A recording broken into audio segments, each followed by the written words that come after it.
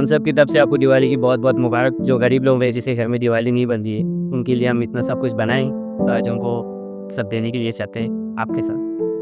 Happy Diwali.